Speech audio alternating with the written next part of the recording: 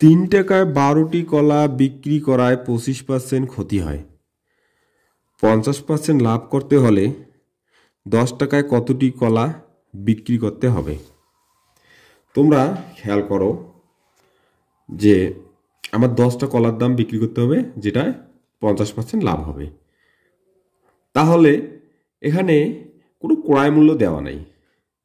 ক্রয় মূল্য দেওয়া নাই, ক্রয় মূল্য না হলে তো আমরা লাভ ক্ষতি ক্যালকুলেশন করতে পারবো না। তাহলে আমরা এভাবেই লিখি যে ক্রয় মূল্যটা আমাকে ধরে নিতে হবে। ধরি 12টির ক্রয় মূল্য কত টাকা? 100 টাকা। এখন 25% ক্ষতিতে বিক্রয় মূল্য কত? 100 থেকে বিয়োগ 25, 75 টাকা। এখন দ্বিতীয় স্টেপে বলা হয়েছে কি যে 50% লাভে, 50% লাভে বিক্রয় মূল্য 100 যোগ 50, 150 টাকা। এখন আমরা দুইটা বিক্রয় মূল্য পেয়ে গেছি। তা এখানে আমাদেরকে 150টা বের করতে হবে, এই জন্য আমরা এটা ডান পাশে দেব। ঠিক আছে, তাহলে প্রথম বিক্রয় মূল্য 75 টাকা হলে দ্বিতীয়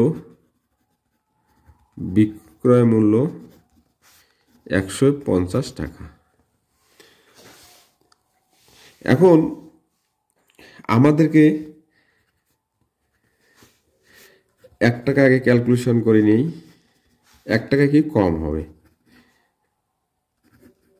কম হলে ভাগ। কয়টার দাম বলেছে? 3টা। কয়টার দাম? 3টা। আমরা প্রথমে 3টা, তারপরে 10টার দাম বের করবো। 10টাটা যেহেতু আমার শেষে ওই জন্য শেষে। ঠিক আছে, 150 গুণন বেশি হবে, বেশি হলে 3 উপরে যাবে 75। তাহলে হচ্ছে 6 টাকা। আমরা যদি 3টায় 6 টাকা বিক্রি করি তাহলে আমাদের কি 20%, না সরি কত পাচ্ছেন? 50% লাভ হবে। কারণ 50% যদি আমাদের লাভ হয় তাহলে আমরা এটা এইভাবে লিখতে পারি না যে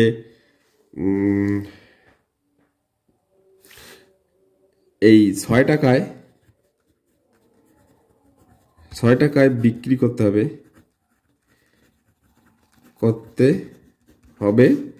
কয়টা? 12টি। প্রশ্নে দেওয়া আছে 12টি।